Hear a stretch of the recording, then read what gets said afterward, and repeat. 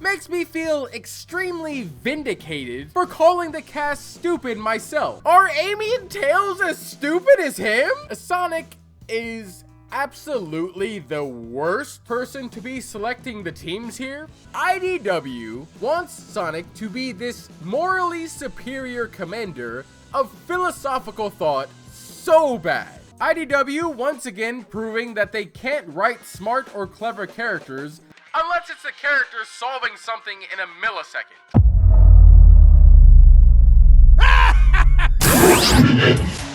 Eggman Empire. Authorization approved. Access granted.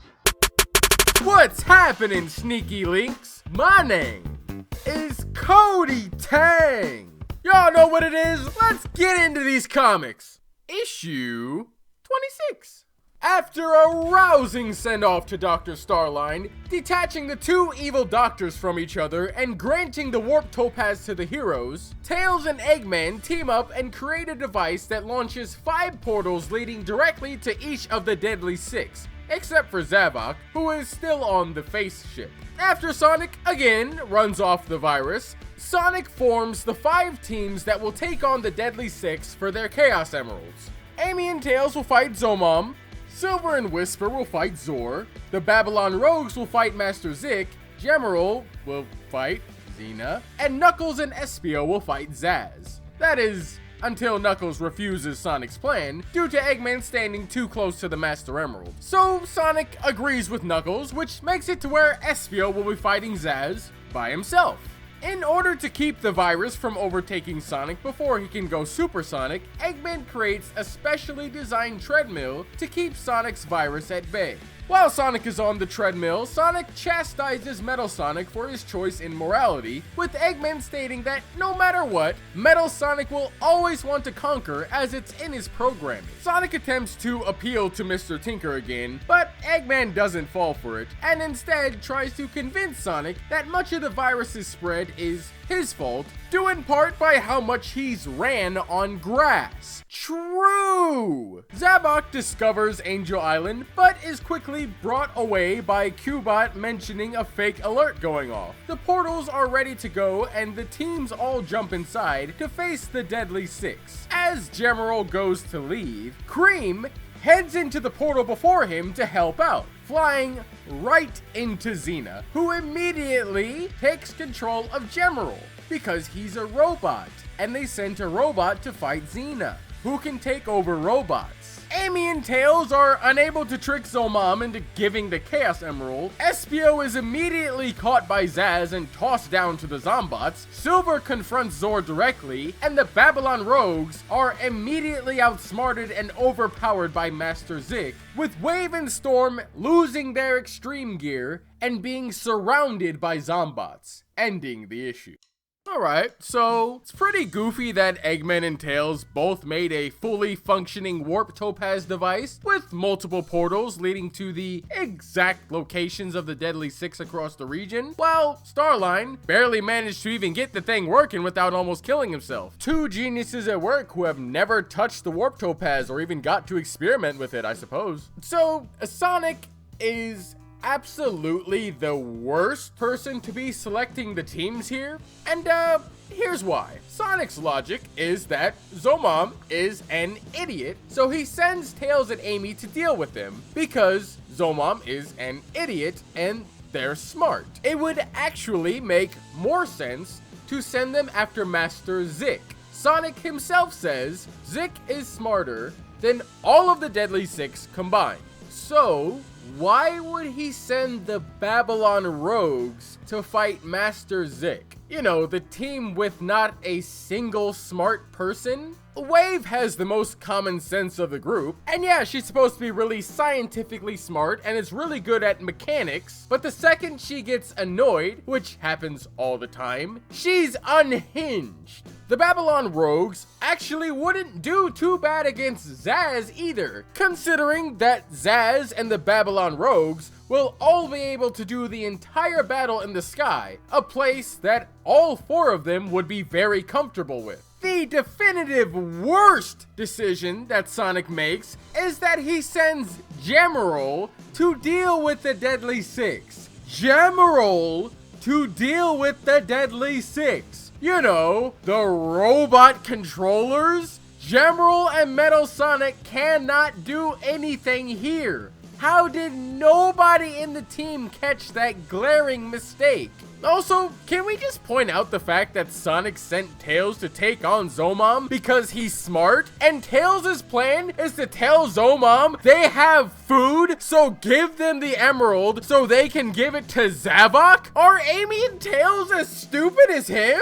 What the hell was that? Now, I know I've talked about this again and again, but seriously, how does this keep happening? So once again, in this issue, Sonic goes back on being able to use the treadmill to fight the Metal Virus. Eggman also notes that Sonic's speed isn't doing it for the virus anymore. Need I remind you that Sonic looked like this when he first arrived on Angel Island and managed to get himself looking like this after running around the place. So now Sonic's introduction to this issue is him once again using his speed to shave off the Metal Virus. So after Eggman says that speed won't work, and Sonic saying that a treadmill won't work, Sonic is again on a treadmill, but this time it's one of Eggman's designs, which allows Sonic to run really fast. So it is speed that's stopping the virus. Am I crazy, or is that not a constant contradiction that they keep bringing up? Let's touch on something that's apparently going to keep getting worse and worse as the IDW series progresses, because anytime I see a discussion about how Sonic is portrayed in IDW, it's always a discussion about this. And, for once, most people are pretty correct about it. It doesn't make any sense for Sonic. IDW wants Sonic to be this morally superior commander of philosophical thought so bad. It's so dumb to have to read along as Sonic tries to convince Eggman and Metal Sonic to become better people, or have to watch as Sonic fumbles to debate his own philosophy and somehow come out on top every time. In Sonic Heroes, it was the case that Sonic knew full well and even expected Metal Sonic to try again someday. He didn't say, "Give up your evil ways and become a Sonic Heroes." He actually says, "That's right, Metal Sonic, I beat your ass because we're Sonic Heroes." It's no use. But why can't I defeat you? Because we're Sonic Heroes. And after that, Sonic walks up to Metal Sonic and says, Anytime you want a rematch, just let me know. I'll be waiting. Sonic doesn't care about reforming bad guys, but I guess that's the direction they want his character to go. You can kinda see the seeds of this personality trait forming way back when we met Mr. Tinker, and it almost came to a full explosion of ideology when Sonic was arguing with Espio. The real Sonic really doesn't care about reforming people. To Sonic, everybody's free to act how they want. If it goes against what he believes, then he stops them. If it happens to help them turn a new leaf, then so be it. That's great. He doesn't care what happens after. He only cares that they can't ruin what he finds to be good. IDW doesn't seem to understand Sonic's #1 philosophy of freedom. I'll touch on this more in the final review of the Metal Virus Saga. I just find it funny how IDW says that Sega told them they can't make the main cast progress or change their status quo in relation to the games, and then they proceeded to change and shift the personality of nearly every single character in the comic. I'll go into that in the final review as well. Issue 27. Amy and Tails continue to struggle to come up with a conventional way to deal with Zomom, with Tails once again trying to tell him there's food nearby, and upon realizing there is none, Zomom goes into a rage. Amy and Tails eventually settle to just bring the gate of the town down on him, allowing them to take the emerald and leave him to be infected by the Zombots. Meanwhile, Cream deals with Gemerald's turn to Xena's control, and thanks to what I assume is the protocol inside of him, Cream is able to reason with Gemerald to not listen to Xena by pure words alone, and he destroys his wireless receiver, stopping Xena from sending him signals. I'm pretty sure Xena doesn't need a receiver to control robots. Do you think any of the Zombots have a receiver? Xena enhances her hold on General, directly controlling him, and manages to get him to swing at Cream a few times before Cream spin dashes to hit Xena and begins stomping on her spools of energy. Being hit angers Xena, and she throws General into the Zombot crowd while trying to hit Cream on the way. Xena constrains Cream and forces her to face the Zombot horde. Thankfully, General's inclination to help Cream allows him to overcome any sort of control he endured from Xena, and he's able to take his anger out on her. While rescuing Cream, Xena again tries to take control of General, but somehow he uses the energy from her hands to tie her up. Couldn't she just stop the beam? Which allows Cream to take the Chaos Emerald from Xena, removing her control over the Zombots. General gets payback and whips Xena into the Zombot horde, where she's promptly infected. As General flies off with Cream, it's revealed that she got touched by the Zombots after all, at some point, somewhere. It isn't quite clear. General tosses the emerald through the portal and states that he's going to stay with Cream and protect her Zombot body until Supersonic can cure her of the virus. Meanwhile, back on Angel Island, Zavok discovers where Sonic and Eggman have been hiding. You know what's funny? Issue 27 manages the ironic opposite of what a story is supposed to be doing, and that's making me root for the antagonist rather than the characters I'm supposed to be following. The fact that Xena calls Cream stupid, and by proxy, every single other member of the cast who didn't expect General to be controlled by Xena stupid, makes me feel extremely vindicated for calling the cast stupid myself. Because seriously, what the f would have happened if Cream didn't sneak through the portal with General? Well, I'll tell you what would have happened. General would have been the strongest and most intelligent robot in the Zeddy's entire army. I genuinely want the team to lose at this point because the cast we're following are all a bunch of f**k-ups. For the first time ever, a Sonic story has made me enjoy the Deadly Six. They of course have to eventually lose somehow. It's like a win-win. I see the Deadly Six lose, and I also get to see the heroes that I find incompetent lose. There's also this one thing that I just could not stop thinking about with issue 27. Be sure to leave a like and subscribe to the channel if you made it this far. Feel free to debate me in the comments below or say something nice to me and I'll happily respond. Now back to the video.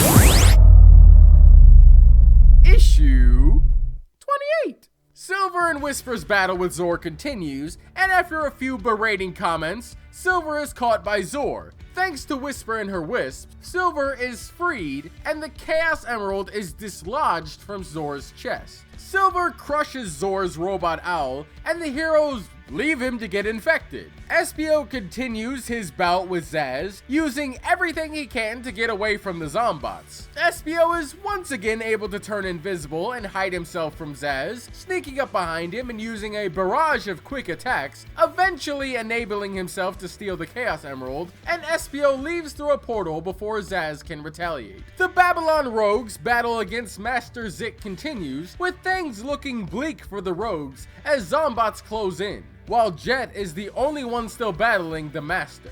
Zik taunts Jet, and Jet summons up a gust of wind that catches Zik off guard, throwing him towards Storm, allowing the large bird to hit the bean-sized Master, and Wave somehow pulls out the Chaos Emerald as he flies into the horde of Zombots. Jet straps the emerald to his board and throws it through the portal, not wanting to leave the Rogues by themselves, and the three stand their ground against the Zombots. So that would mean that Zaz is the only Deadly Six member to not be infected besides Zavok. On Angel Island, everyone except for the Rogues, General, and Cream make it back. Sonic realizes the most important factor to any time-traveling story, and that's the fact that the time traveler has to play a major role in order for anything to be different. Zavok continues to ominously and slowly push toward Angel Island, bringing a massive league of Zombots consisting of civilians and most of the lost heroes. However, thanks to Rouge being on the face ship, she's able to steal one of the Chaos Emeralds, plunging the face ship into the ground.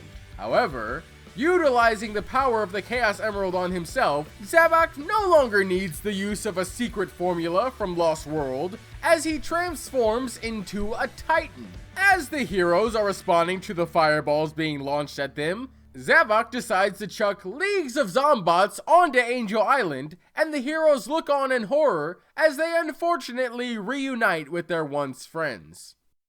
Alright, so Espio leaves a piece of paper in place of Zaz's Chaos Emerald, and thanks to the power of ass pull magic, the fight is over. This is almost the same visual trick as Cream somehow getting infected. It's not clear when it happened, how it happened, or even what happened. We just know that it happened to advance the plot. If Espio could have just used whatever windy move that this was this entire time, why didn't he just do it from the start? Honestly, this seems to be the case for every fight with the Deadly Six in this comic. They pretty much all seem to just be over in an instant by some divine magic solution that comes out of nowhere. In the Master Zik fight, Zik gets defeated by the most obvious thing in the world. Something that he defeated with ease in issue 26, and one that Wave even says obviously wouldn't have worked. A full frontal assault directly to Master Zik by Jet.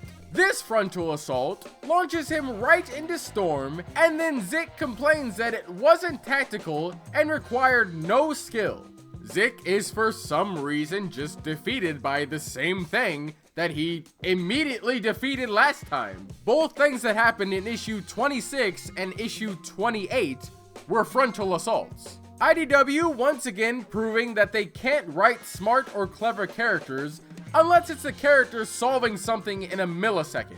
Now, multiple villains are always going to be a terrible idea when you have no time to develop any of them. Introducing a group of villains at the end of your story by itself is already a recipe for disaster. I don't know what IDW were thinking to have gone through with adding in the Deadly Six. In the Metal Virus, the characters already had a villain, and there was already plenty of interpersonal drama surrounding the cast. The Deadly Six literally have no place in this story, apart from them being able to control robots. Good job to IDW for managing to completely shatter their own narrative by shoehorning in characters that have no weight in the story. Oh, and then there's Zavok, who just becomes a giant version of himself thanks to a Chaos Emerald. What? I guess that's just how it works now. Well, guess we'll have to see how the heroes deal with this new problem in the final 4 issues of the Metal Virus Saga.